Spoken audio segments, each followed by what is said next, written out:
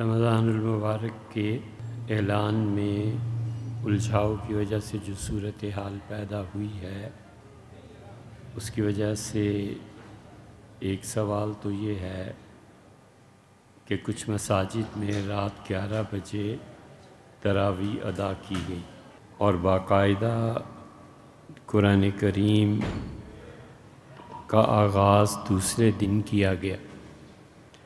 جنہوں نے اس رات کو اپنے طور پہ تراویح ادا کر لیں اور انتظار میں رہے کہ معاملہ ایک طرف ہو جائے، بڑے سمجھدار لوگ، اپنی عاقبت کو بنانے والے اور اللہ سے ظاہر ہے کہ زیادہ ثواب حاصل کرنے والے لوگ ہیں۔ دوسرے وہ لوگ ہیں جنہوں نے کسی بھی وجہ سے قضا کر دی، تو اس نماز تراویح کا اعادہ اور قضا نہیں ہے۔ اس دن کی صبح صادق پر تراویح کا وقت ختم ہو گیا۔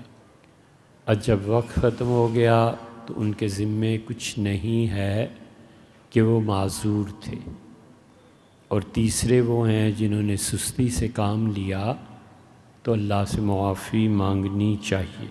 کچھ لوگ ایسے بھی ہیں جنہوں نے مسجد میں آ کر اس دن امام کے ساتھ چھوٹی سورتوں سے تراویح پڑھی، تو بہت بڑھیا بات ہے، بہت قیمتی بات ہے۔